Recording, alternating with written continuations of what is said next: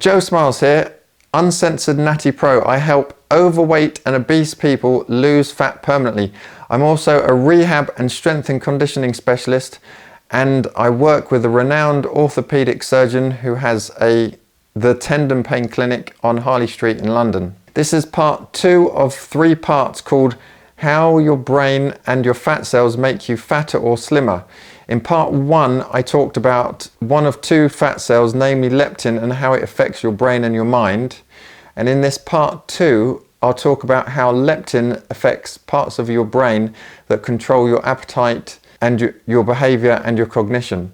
I'll explain how a dysregulated hypothalamus and a dysregulated prefrontal cortex behind your forehead caused by your fat cells affect the way that you think and behave. And in part 3, I'll talk about the second hormone released from your fat cells called adiponectin and how it affects your brain and your endocrine system. These parts will help you to realize how your brain and your fat cells make you lose fat or gain fat.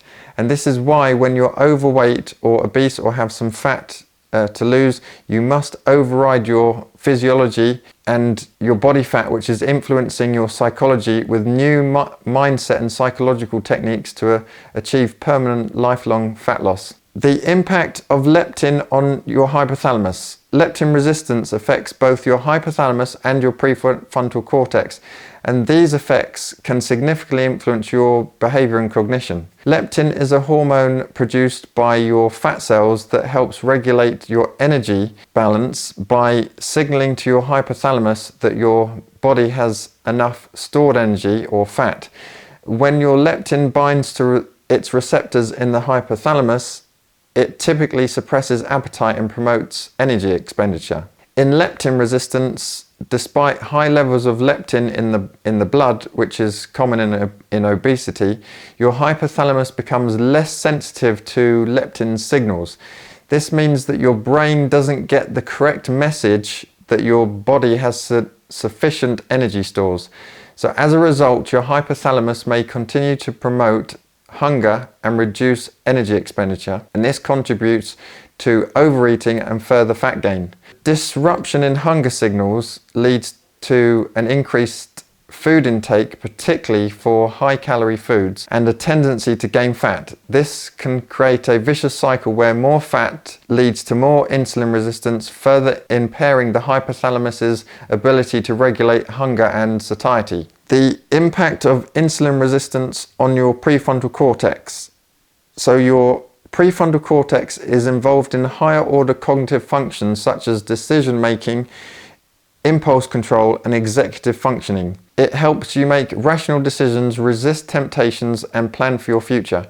Leptin receptors are also present in your prefrontal cortex, where leptin is thought to influence cognitive functions related to eating behavior, such as the ability to resist the urge to overeat. When leptin resistance occurs, your prefrontal cortex may not receive proper signals to regulate food intake. This can impair decision making and impulse control related to eating, leading to more impulsive eating behavior, difficulty resisting unhealthy foods, and less effective regulation of food intake.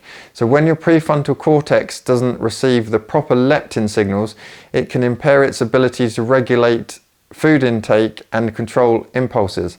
And as a result of this impaired signaling, individuals may experience difficulty resisting the urge to overeat or consume unhealthy foods, experience challenges in making healthier food choices and controlling portion sizes, and have less effective regulation of their eating behavior, leading to overeating and potential fat gain. Leptin resistance in your prefrontal cortex can also impair your overall cognitive function, leading to issues with attention, memory, and problem solving. These cognitive impairments can contribute to poor dietary choices and difficulty maintaining healthy eating habits. Individuals with leptin resistance may find it harder to stick to a diet or exercise regime due to impaired decision making and increased hunger, and this makes fat loss more challenging.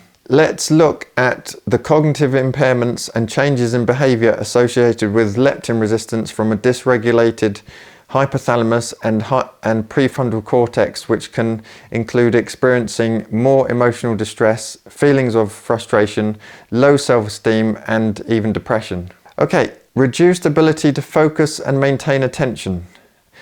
Prefrontal cortex dysregulation caused by fat cells releasing too much leptin and from leptin resistance can also reduce your ability to focus and maintain attention. For example, someone with hypothalamic and prefrontal cortex dysfunction due to chronic inflammation might find it difficult to concentrate on tasks for extended periods of time. They may find themselves easily distracted when working or around food, or unable to maintain focus.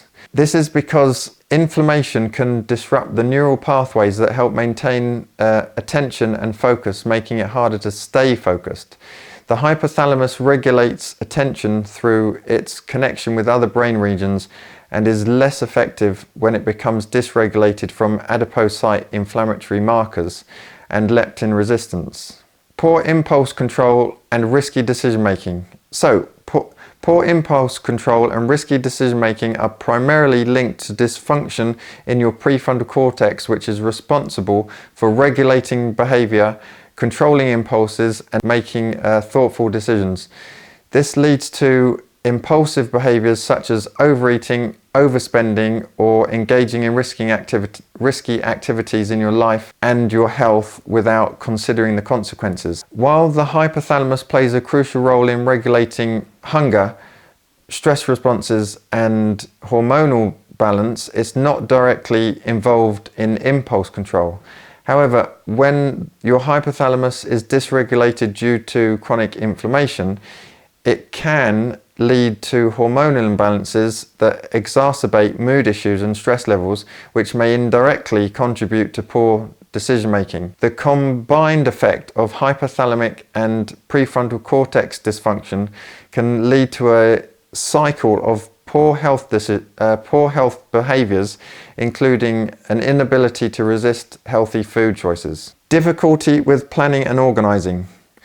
So, a dysregulated prefrontal cortex also leads to difficulty with planning and organising. For example, an individual might struggle with organising their day, planning for future events, or managing their time effectively. They'd also struggle to plan or organise what they're going to eat and how much they're going to eat. This results from poor self-management and poor self-regulation and difficulty completing tasks such as long-term fat loss that requires multiple steps and plans. While the hypothalamus itself primarily controls physiological processes like hunger, thirst, and body temperature, its dysregulation, especially due to factors like leptin resistance and chronic inflammation, can indirectly affect cognitive functions. While your hypothalamus isn't directly responsible for higher order cognitive functions like planning and organising, these are primarily managed by your prefrontal cortex. Chronic inflammation and metabolic dysfunction can impair your cognitive abilities. Executive functioning relies heavily on your prefrontal cortex to plan and organise targets against actuals. So chronic inflammation can impair these cognitive processes, leading to a decline in the ability to organize your thoughts and actions effectively. Mood disorders and emotional regulation issues. Okay, so a dysregulated prefrontal cortex can contribute to mood disruptions and emotional regulation issues.